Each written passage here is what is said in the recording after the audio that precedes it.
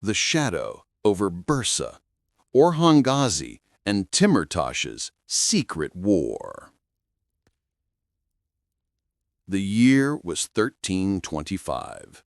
Beneath the gray walls of Bursa, the banners of Orhan Gazi fluttered in the Anatolian wind. For nearly a decade, the Ottomans had choked the Byzantine city, tightening its grip, cutting its lifelines, and waiting for the proud fortress to fall. But in the shadows of Anatolia, another power stirred. He was no ordinary rival. He was Ala al-Din Timurtash, son of the mighty Mongol emir Chupan and viceroy of the Ilkhanid Empire in Anatolia.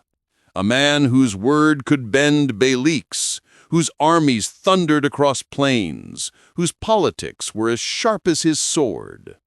And while chronicles would not record it, tales told in hushed voices claim that as Orhan laid siege to Bursa, Timurtash set his eyes upon the rising Ottoman emir, not with open war, but with the daggers of politics and the whispers of spies.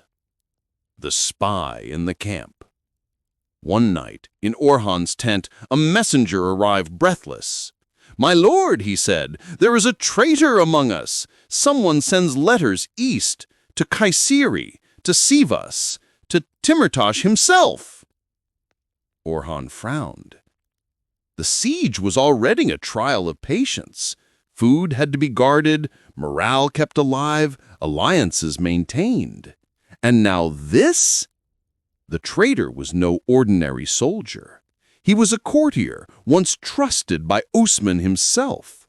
His letters spoke of Orhan's movements, supplies, weaknesses in the Ottoman camp. Whether Timurtash planned to strike with Mongol cavalry or simply to control Orhan politically, no one knew. But the poison of doubt had been sown. The politics of fear. Timurtash was a master not just of war, but of political terror. He sent envoys to nearby beyliks, promises and threats hidden in ink. To the Karamanids, he said, "Why let the Ottomans grow? If Bursa falls, Orhan will soon march upon you." To the Germianids, he whispered, "Your lands lie exposed. Strike now while Orhan is distracted." These whispers reached Orhan's ears. He realized the siege of Bursa was no longer simply against Byzantium. It was a duel of patience against an invisible hand, a shadow trying to break his will before the city's walls broke. The night of the disguised riders. One winter night, snow veiled the mountains. By dawn, 2 Ottoman supply caravans were ash and ruin. "Timurtash," Orhan muttered, "he plays the game of ghosts." The Mongol viceroy had not declared war, yet his riders struck like lightning. To Orhan's men, it felt as if the Ilkhan shadow itself had joined the siege. The duel of wits. Orhan answered not with panic, but with patience. He set false caravans as traps, doubled his watches, spread word that spies would face the sword. One night, a courier was caught, letters sealed with foreign script. The truth was clear.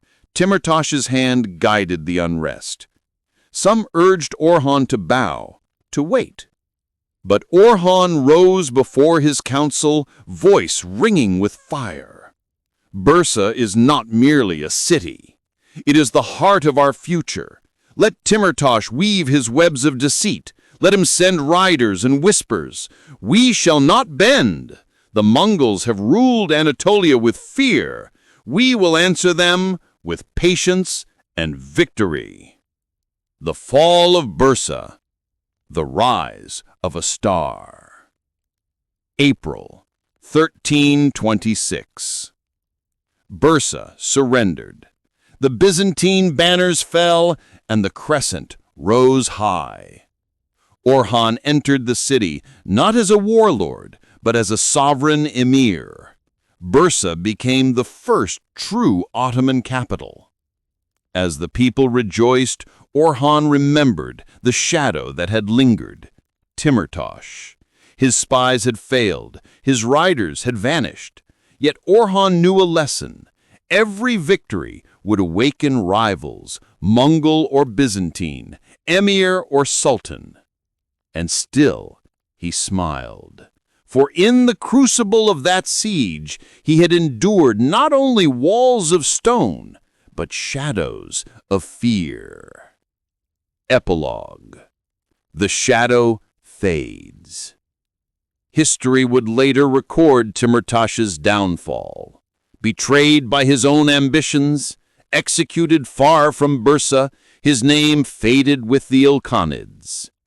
But storytellers whispered another tale, that during those tense nights, Orhan Gazi wrestled not only with Byzantium, but with the invisible hand of the Mongols themselves. And from that struggle, he emerged as the conqueror of Bursa, heir of Osman's vision, the man destined to turn a beylik into an empire.